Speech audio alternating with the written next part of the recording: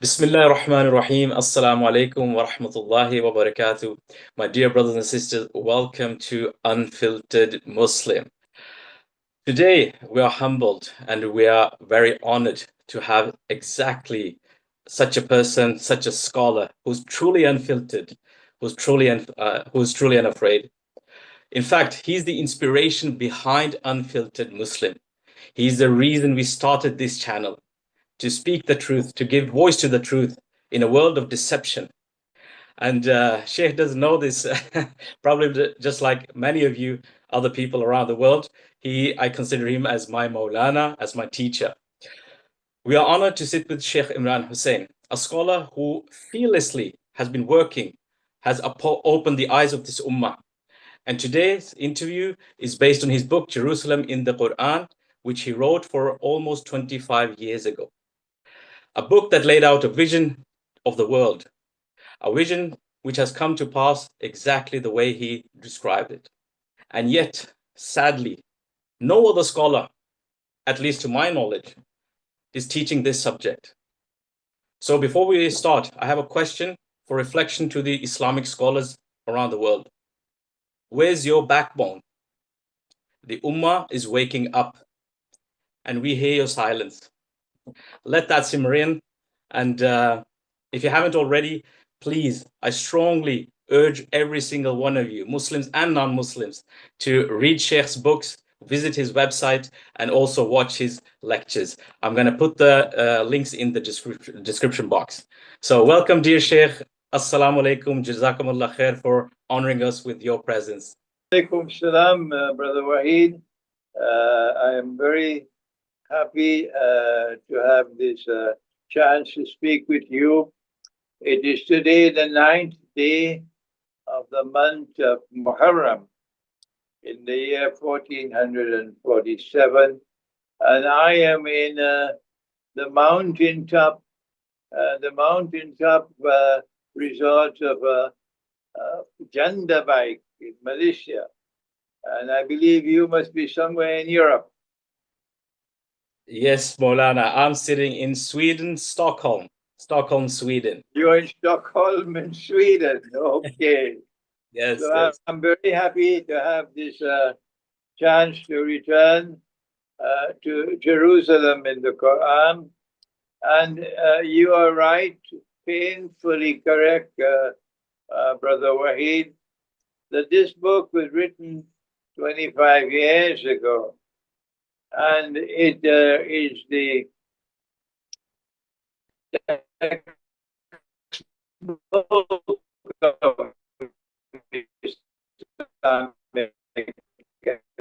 eschatology created in vain for of Islamic scholarship.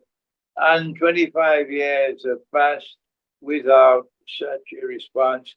This is something not only mysterious, but something lamentable. True, true. I totally agree. And I don't know if you noticed it, but during my introduction, it's painful to see that the Islamic scholars are not waking up and don't have the courage, I think, basically, to stand up for what is true and haqq. And one of our goals after actually watching your lectures, you inspired me to not only study the Quran and Hadith and everything, but also geopolitics, riba system, who's actually enslaving this world, this dunya, not only Muslims, but also non-Muslims. I was watching another lecture of you, which I've seen before, where we were talking about, they told us that slavery ended. But did it actually end? And before it was only maybe our African brothers who were enslaved. But in the world we're living in now, everybody's enslaved by the elite and by the system. And we're so honored and so happy to have a scholar like you who's been standing alone in this war. Yes, the world would like us to believe that slavery has now been abolished. and there are no more slaves in the world. But our Prophet, Allah's blessing be upon him, was prophesied that slavery will be in the world in the end time, in Akhir Zaman. The angel Gabriel, Jibreel alayhi salam, came to him in the form of a human being. And this was just before he died. And the angel came into the masjid in front of everybody and sat in front of him and asked him 5 questions.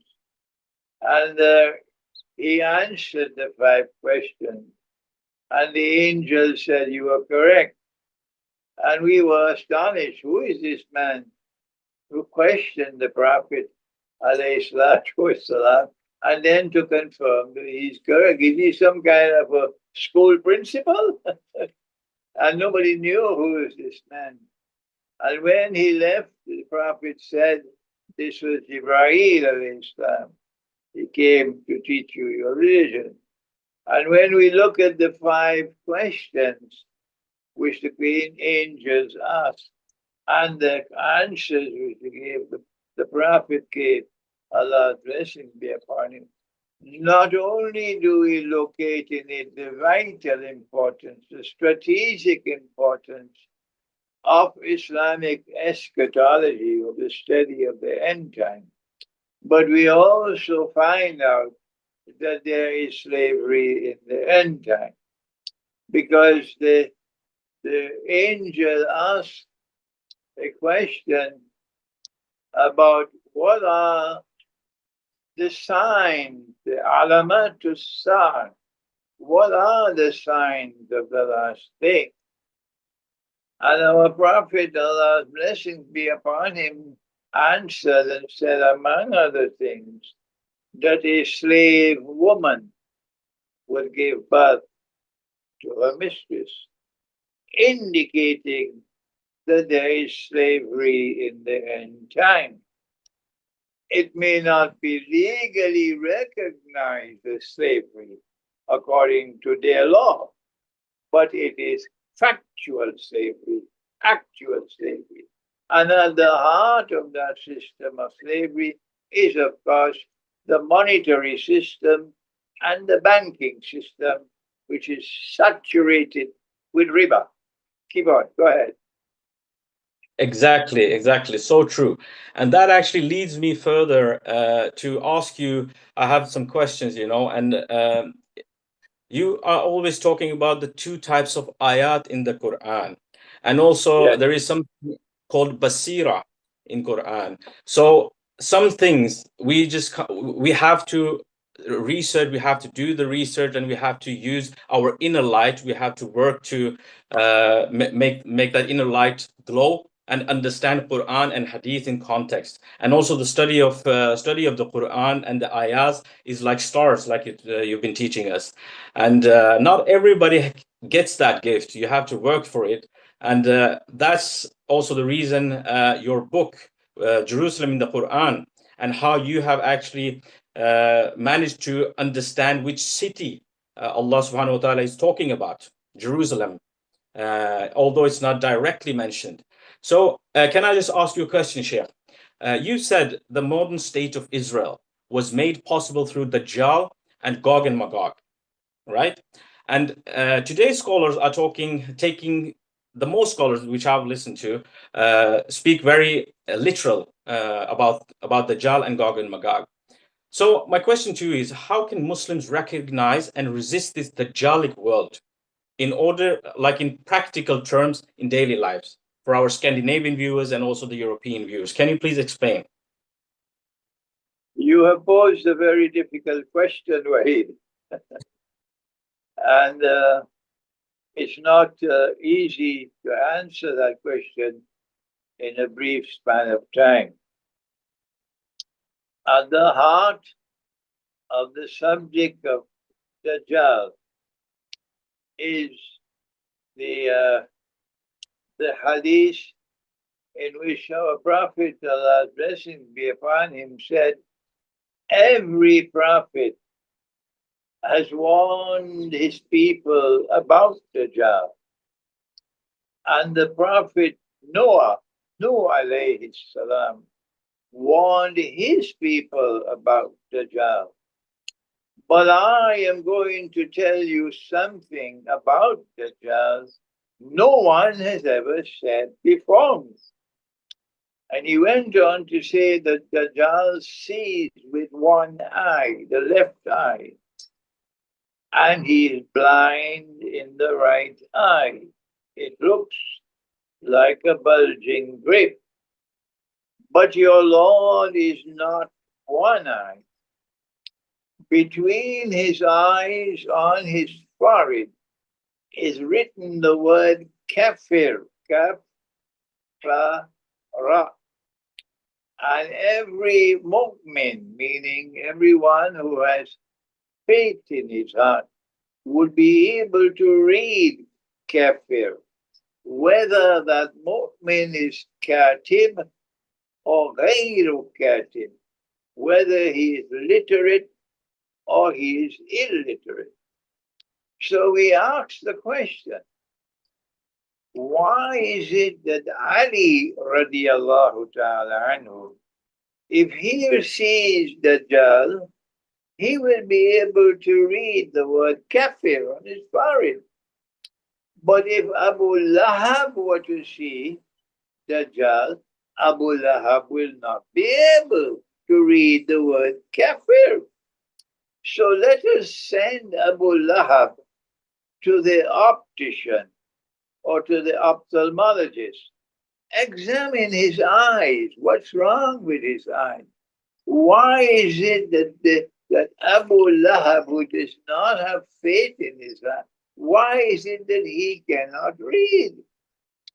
But the report comes back from the optician that Abu Lahab's eyesight is perfect, 20/20 vision. Well, then why can't he read? But this one can read, but this one cannot read. That is the question. And the answer we offer is that there is nothing wrong with his external sight. Allah says in the Qur'an, will they not travel to the earth? Perchance that by traveling, their dead hearts might come alive. And Allah goes on to say, it's not the heart which is blind. No, it is not the eyes which are blind. Sorry. It is not the eyes which are blind. No, it is the heart which is inside the chest. That is blind. In other words, the Quran is telling us that we have two ways of seeing. We have external sight and we have internal sight. And from this, it is possible for us to now interpret this hadith. And we gave this interpretation 20-something years ago, that when a Dajjal sees with his left eye, this symbolizes external sight. He's good in his external sight. He's excellent in all knowledge which comes from external observation, scientific inquiry, experimentation. But when Dajjal is blind in his right eye, it symbolizes internal blindness.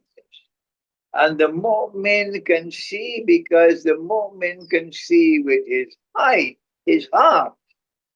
And the kafir cannot see because he's internally blind. And therefore, the warning which has come from this hadith, from this prophecy, is epistemological. That the most dangerous attack that will come from Dajjal is not the attack in the world of money, not in the banking system, not in the feminist revolution. the most dangerous attack of all which has come from Dajjal will be epistemological, an attack on our capacity for internal knowledge, knowledge which is internally received. And this is the problem with Islamic eschatology today and with most of the Ummah of our Prophet, Allah's blessing be upon him, and the most of mankind. The world is comprised of two kinds of people today. There are those who have eyes and can see, and Wahid. There are those who have eyes and yet cannot see. I cannot give sight to the blind. For that world of Islamic scholarship, which still cannot realize that Dajjal is the one who brought modern Western civilization into being, that it is through Dajjal that the world got Pax Britannica and Pax Americana, and we are now witnessing the emergence of Pax Judaica. For that world of Islamic scholarship, which cannot realize it, my response, Wahid, I am sad to say so, I cannot give sight to the blind. Of course, Maulana. And this is Unfiltered Muslim, and I totally agree with you. And so I just have to ask you this: why do you think they are overlooking like the mainstream scholarship? Why are they overlooking this question? Even when the Ummah is waking up, the Ummah is waking up. Me as a normal person, I'm not an alim, I'm not an ulama, and we can see this. I wish I knew the answer, Wahid.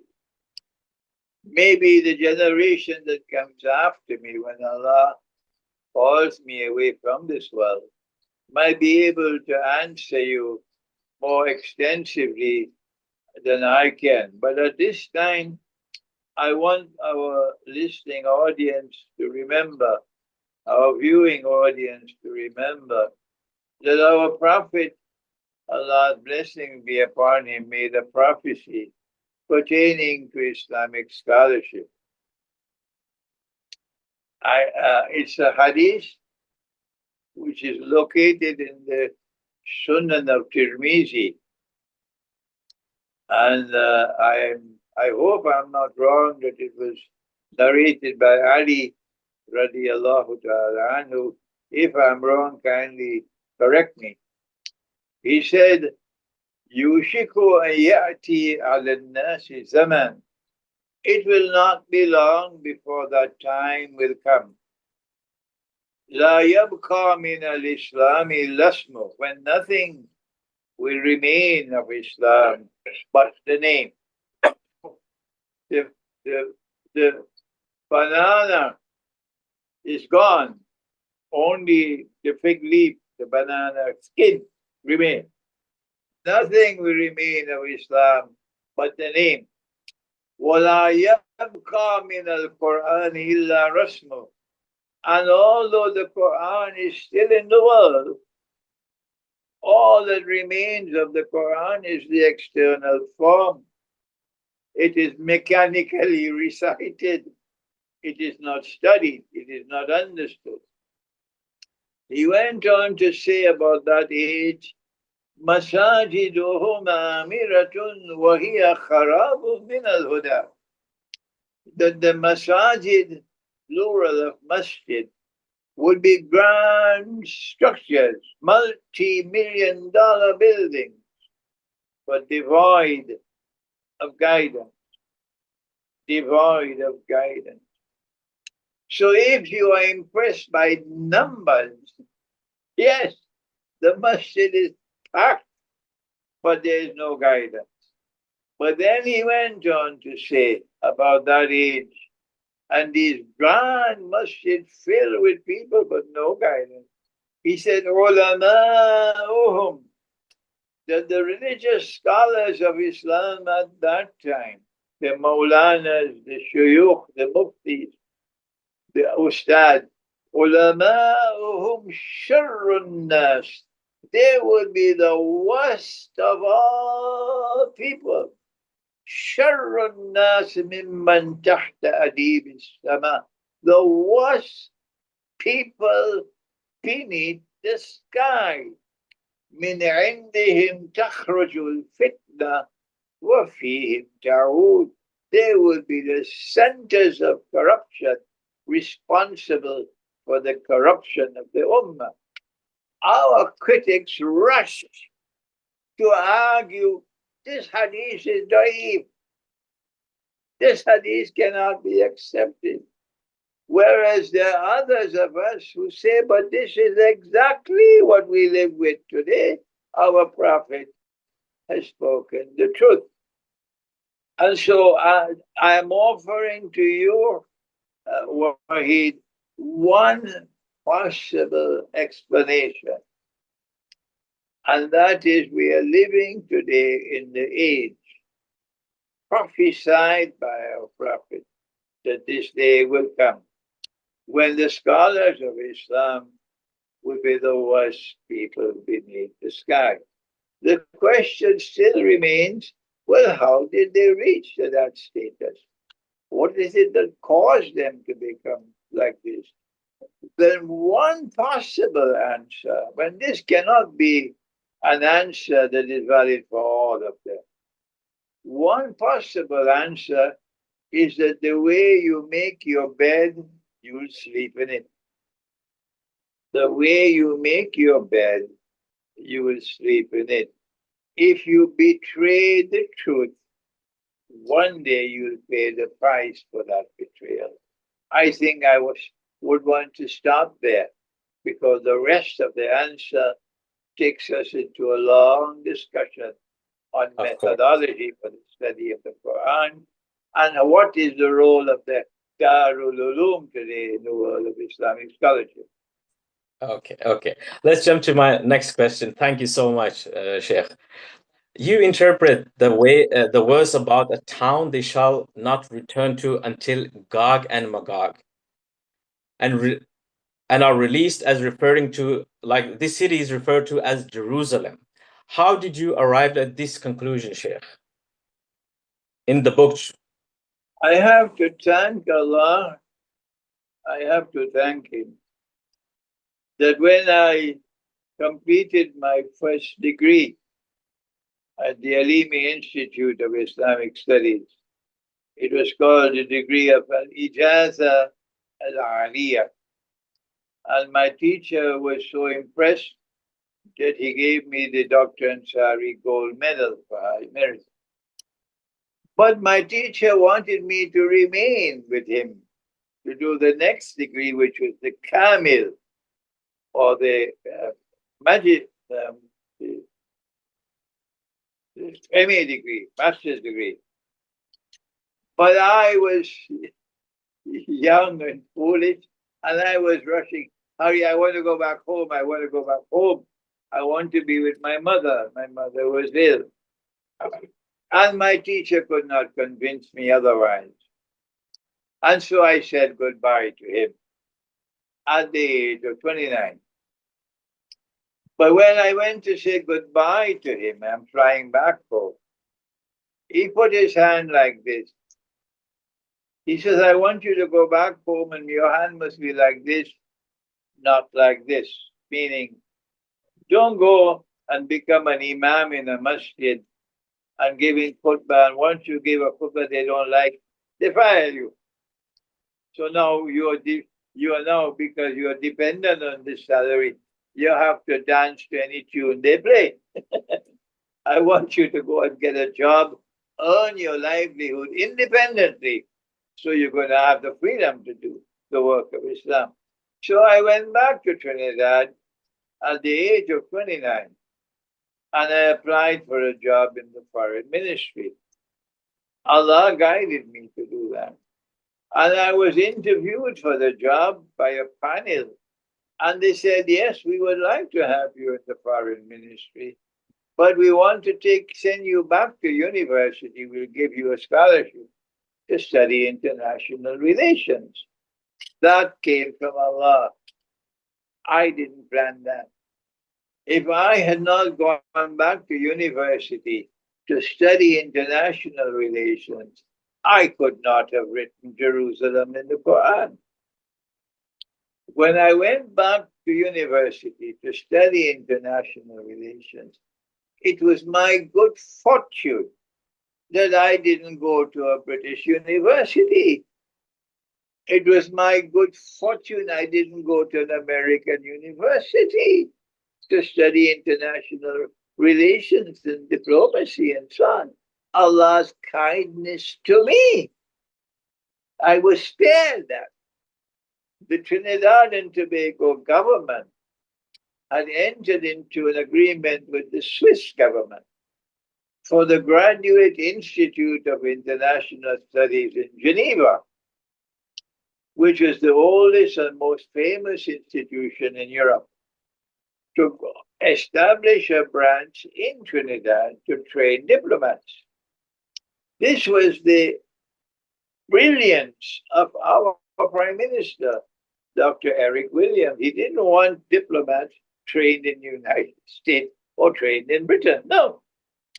So when the Swiss government got the Graduate Institute to establish a branch in Trinidad, that institute ran this branch for an initial period of years until it was mature enough for the government of Trinidad and Tobago to appoint their own director, take over local control of the institute, which is for training diplomats for the whole Caribbean. And our Prime Minister showed such brilliance. He chose a man who was from Haiti, who had done his PhD at the Sorbonne in France, and who was anti-systemic in his thinking, like Haiti. Professor Dr. Leslie Manigat was no Yankee puppy dog. He was an independent thinker, an independent scholar, and he was able to deconstruct Western civilization and expose its oppression and exploitiveness. And when I sat down in the classroom with this man teaching me, my gosh, Wahid, it was like a fish in water. The training I got in Pakistan from Maulana Fadlur Rahman, the insight I had got from the Quran, the philosophy I had studied at Karachi University, in particular Dr. Iqbal's reconstruction of religious thought in Islam. I went into the classroom with all of that knowledge.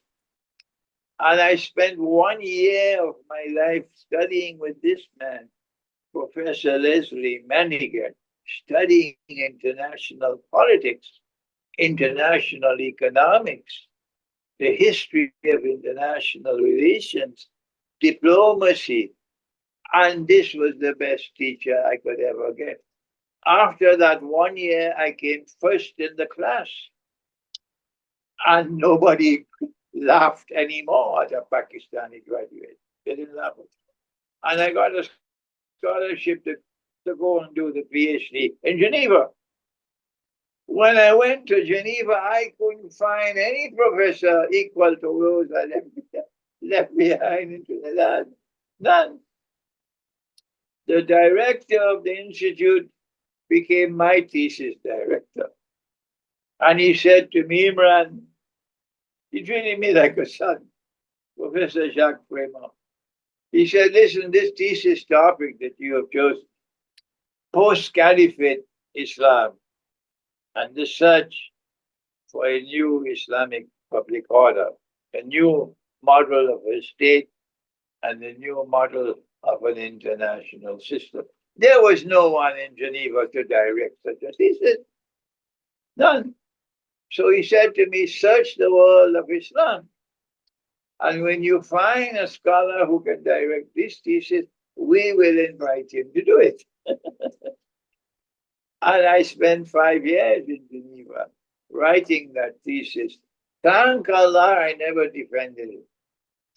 Because in order to write a thesis on the post-Caliphate Islam and the search for an Islamic public order, you are dealing with Akhirul Zaman.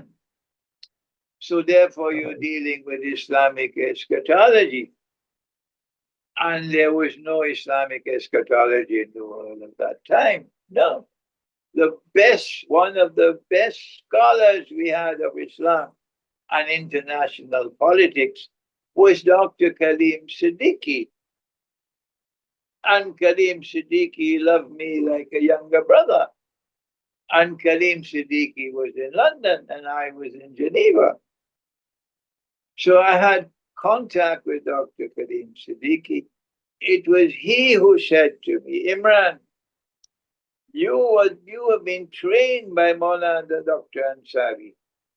You are studying Islam and international relations. I want you to write this book, Jerusalem and the Qur'an. And you have to go to the Qur'an and the Hadith to show that Jerusalem is center stage in Islam international relations in the end time. And I spent 27 years before I could write that book. I left Geneva, I came back to Trinidad, I worked in the foreign ministry for 5 years, but all these years were spent in pioneering Islamic eschatology. At the end of it, I was able to write Jerusalem in the Quran, and it was Allah's guidance to let me do it. This is the explanation behind my book, Jerusalem, the Quran. I have one more thing to say, and that is I could not have written Jerusalem in the Quran without Dr. Muhammad Iqbal, without his reconstruction of religious thought in Islam. And I could not have done it without Maulana Fadlur Rahman Ansari and his methodology for the study of the Quran. The Prophet said, Allah's blessings be upon him, my ummah is like the rain. I don't know which shower is better, the first or the last. From this prophecy we know that there is a last shower of rain coming for this ummah. And that last shower of rain can be comparable to the first shower, if not better. That's what he said. And I have explained that that shower of rain would have a military component. And we have seen Afghanistan. We have seen Afghanistan fighting the Soviet Union, fighting Britain, and fighting the United States, all successfully. We have seen Iran taking the most powerful regime in the world of Islam, of the Shah of Iran. And with a million shuhada, Iran winning freedom. We have seen Iran standing up with courage and resisting Israel. So yes, there is a military component in that last shower of rain, and we are seeing it. But there is also an intellectual component, a new scholarship to come. And that new scholarship to come in the last shower of rain. It is my opinion, Wahid, and no one needs to accept my opinion unless you are convinced that it is correct. It is my opinion, it is not Islamic scholarship which is capable of recognizing the reality, the internal reality of modern Western civilization. It is in that Islamic scholarship that you see the last shower of intellectual rain. And when we look at the world of Islamic scholarship for the last 100, 200 years, the most prominent name of all from the world of Islamic scholarship, which is able to successfully penetrate the reality of modern Western civilization, is Dr. Muhammad Iqbal. And the most important student of Iqbal is my teacher, Maulana Dr. Muhammad Fadlur Rahman Ansari. So Wahid, I have inherited a model of scholarship, which is perhaps linked to the last shower of rain. Inshallah, inshallah, Sheikh. Inshallah. Many young Muslims in Europe are very confused about Palestine and also now the war in Iran, but basically Palestine, and many are afraid of speaking out. And they're also maybe a little bit unsure about their faith because of this situation and also the lack of scholarship, as you're mentioning. How would you advise young European Muslims, to advise them to understand Jerusalem's role in the Ummah's awakening? My advice to Muslims in the West is that I was in the United States of America. I had an American green card. I had a very high profile and constantly rising in the United States. But when 9/11 took place, I realized that I would no longer have the freedom that I had in the United States. I had such freedom in the United States that at the State University of New York in Stony Brook, before a large gathering, I was able to recite the hadith of the Prophet, لَتُقَاتِلُنَّ الْيَهُودِ, that you will most certainly fight the Jews. And while I was reciting the hadith, the Jews were sitting in the audience in front of me. This was the United States. لَيُقَاتِلُنَّ الْيَهُودِ وَلَتَقْتُلُنَّهُمْ, and you will defeat them. حَتَّى يَقُولُ الْحَجَرُ. At that time, the oppression of the state of Israel and of the Jews was sunk to such depths of depravity, so much oppression, that even the stones and the rocks would speak. Today, New York has just voted for a mayor. He will probably become the mayor in November. And New York voted for a young man, just 33 years of age, a Muslim, who was denouncing Israeli oppression. And he won the Democratic primary. He defeated the establishment. And the United States is moving in that direction. Trump, you better wake up. You better wake up, Trump. The United States is changing its views so that at that time oppression would reach such a level that even the rocks and the stones will speak. Ya Muslim, هذا يهودي وراي فتعال فاقتل. There's a Jew hiding behind me. Come and kill him. I explained to the audience, our Prophet is not saying to kill every Jew. No, that is in conflict with the Qur'an. Our Prophet is speaking about those Jews who support the state of Israel and who are oppressors. When I finished my lecture, the Jews at the university went to the vice chancellor, the rector, to complain against me. And our response was, if we do not have the freedom in the United States to quote the word of Prophet Muhammad, Allah's blessing be upon him, come on, tell us so we don't have the freedom. The university did nothing to me. This was the freedom I had in the United States. I didn't have this freedom in Pakistan. No. When I went to a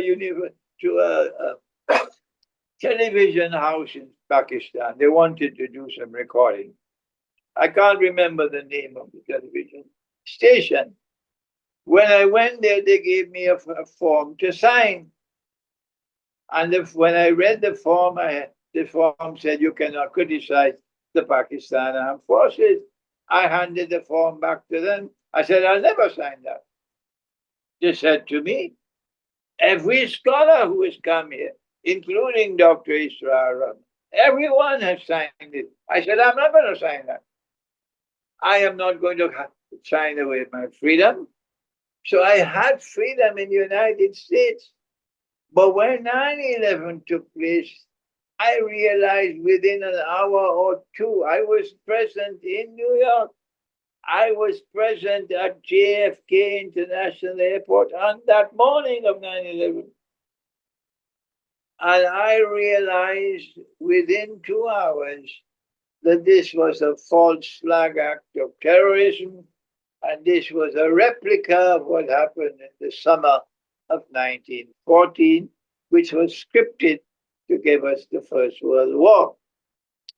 So I said, I can't remain in the United States anymore. I don't have freedom in this country.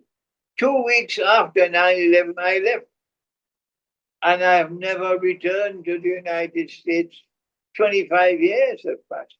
Where will I get my roti? How will I earn my livelihood? I didn't bother about that. My freedom was more important to me than living comfortably in the West. So my answer to those who are living in the West, your freedom to speak is more important than the comfort of living in the West. Leave the West if you cannot speak with freedom and search for a part of the world where you can live with freedom to speak. Thank you. Thank you, Sheikh. Thank you. In the book, you say also that true Muslims will never accept the state of Israel. How should European Muslims or Western Muslims navigate this belief in a society where support for Israel is actually politically expected?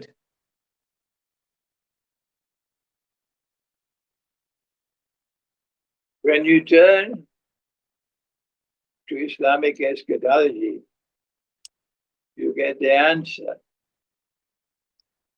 that oppression in the Holy Land, is not going to end. We already know that there will be no such agreement where Jews and Christians and Muslims can possibly live in fraternity on the basis of political equality. That will never happen. But that does not mean that we cannot advocate it. Of course, we know it's not possible. But where a society in which Hindus and Muslims can live together in fraternity and on the basis of political equality, that was what Muhammad Ali Jinnah wanted. Yes. And that is what the Indian National Congress rejected. And today, India now has the fruit of that rejection. Instead of an India in which there's fraternity, in which there's an India, you now have a Modi, which is giving a supremacist notion of Hinduism. And they want to rule over the rest of people. And this Hindu supremacism is similar to Israel's born, we are chosen people. We are the chosen of the Lord God. So in the Jewish eyes of those who support the state of Israel, the Palestinian Muslims and Christians have a status which is less than human. This is less than human. So they don't have any problem with killing babies in order for Israel to become Pax Judaica. We can kill babies.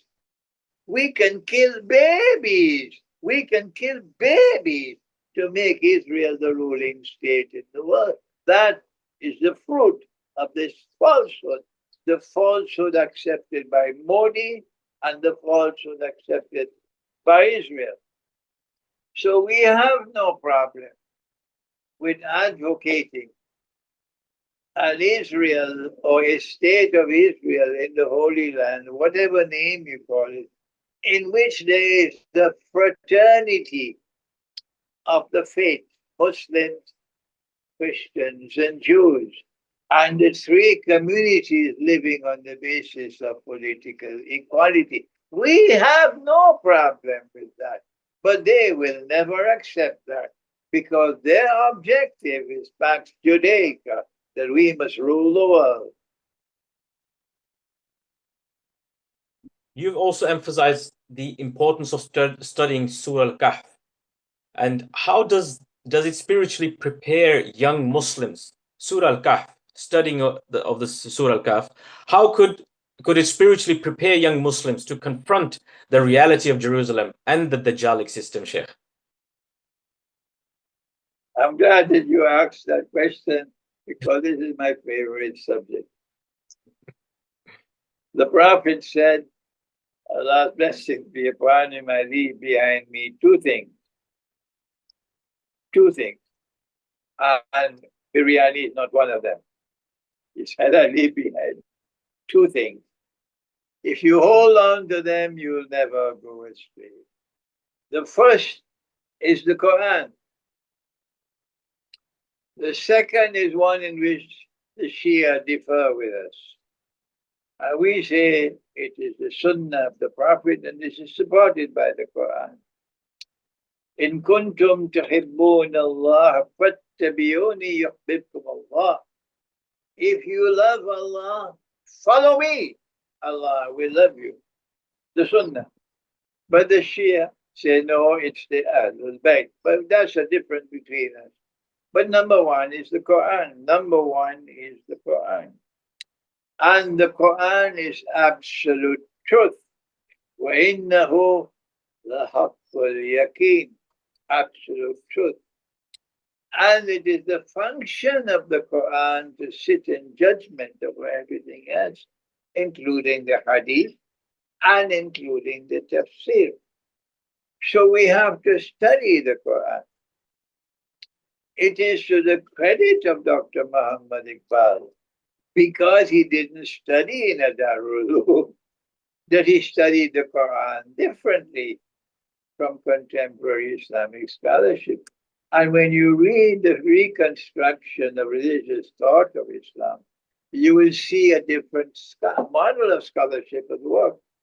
Wahid, I hope that Allah will give me life and time to teach a class, inshallah, online, in which I'll teach this book, The Reconstruction of Religious Thought in Islam. But before I can teach Dr. Iqbal's book, I have to first study it again and again. I did it when I was a master's degree student at the Karachi University. And it is not only necessary to study the Quran with the proper methodology which came from Maulana Fadlur Rahman Ansari, but more than that, which is my contribution to knowledge now, is that I have now recovered this lost branch of knowledge. I thank Allah for it. That you cannot study the Quran, forget it. You cannot study the Quran unless and until you are reciting the Quran every day. Qira'atul Quran, Qira'atul Quran. And you have to recite the Quran the way that Allah recited it to Nabi Muhammad alayhi salatu. And this is in Surah Al-Qiyamah. فَإِذَا قَرَأْنَاهُ. And when I have recited this Quran to you, O Muhammad alayhi salatu wasalam, فَاتَّبِعْ Qur'ana. You must follow that way of reciting. And I have taught the subject in my book, The Quran and the Moon. You have to recite the correct juz of the Quran every day. And you have to khatam the Quran every month. I do it myself. And many of my students are doing it. MashaAllah.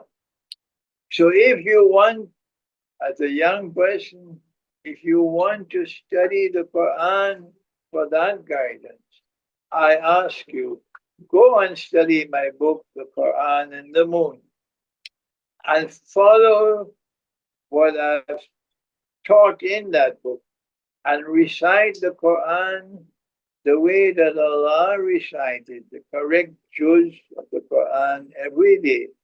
Khatam the Quran every month. Then you can move to the second stage. And that is, you're not only going to recite the Quran, but you now want to ensure you understand what you're reciting. The first stage is to recite, whether you understand or you don't. This is the first stage. If you don't understand what you're reciting, then the second stage is to learn enough of the language to understand what you're reciting. But do the first stage first. Do the first stage first, and then do the second stage. When you understand what you're reciting, and you recite in the Quran every day, then you fall in love with the Quran. This girl is only 17 years of age. She's given up the hijab. She's in university. She's dancing with the West. And then the same girl, because she read the Quran and the Moon, and she's now reciting this Quran. This same girl has now fallen in love with the Quran. Wahid, when you fall in love with the Quran, then the Quran will teach you. The Quran will teach you. The Quran will become your teacher. And if you read my books on Islamic eschatology, if you study my teacher's book, The Quranic Foundation and Structure of Muslim Societies, if you study Dr. Iqbal's book, The Reconstruction of Religious Thought in Islam, and if you do your homework, tomorrow you're going to be a part of the last shower of rain. Okay, we're here. We've had a long session already. We had a long session already. Can I just ask you one last question, Sheikh? Go ahead. Okay. You mentioned that some Jews may eventually accept the Quran as truth, right? And no, but I didn't say that.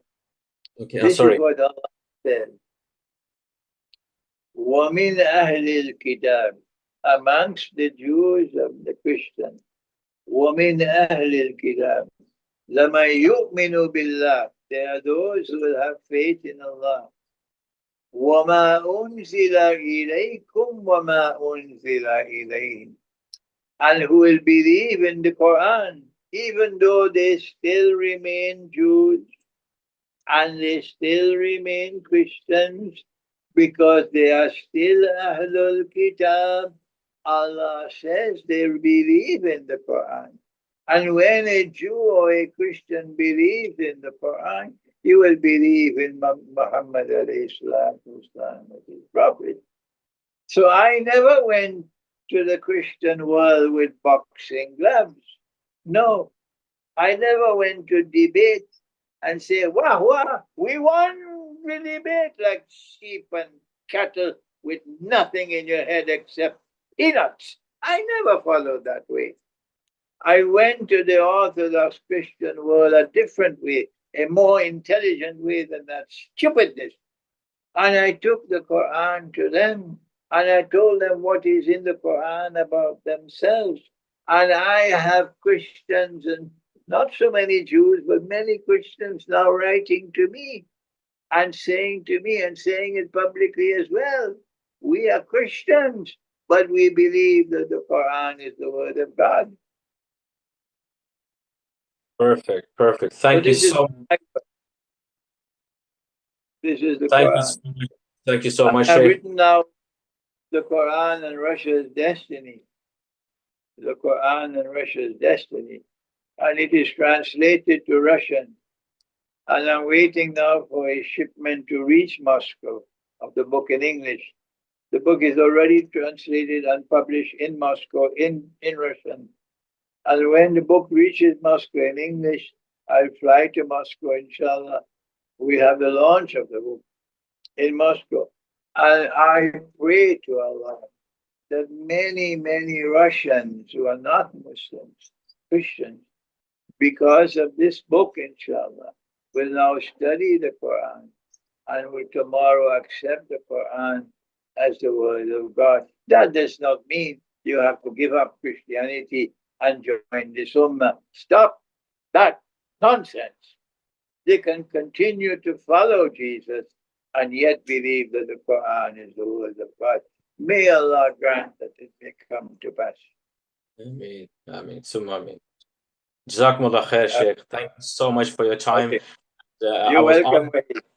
Okay. Yes, and I just want to say one last thing to the audience who's listening. Like me, I'm just a normal Muslim. I'm not a scholar, but I urge everyone to watch Sheikh's lectures, go to his website, read his books, and study them, and not only read them but also act upon them, because like they say, tinke se darya banta hai. Like each drop counts in the ocean. Each drop counts in the ocean, and we are not powerless. We are not powerless. We have the knowledge. We just have to use our power and be like Sheikh. Just stand, have taqwa, and just do whatever we can. The little you do, inshallah, will grant you so much success into the ummah. And we have to do this also for the whole dunya. Thank you, Wahid.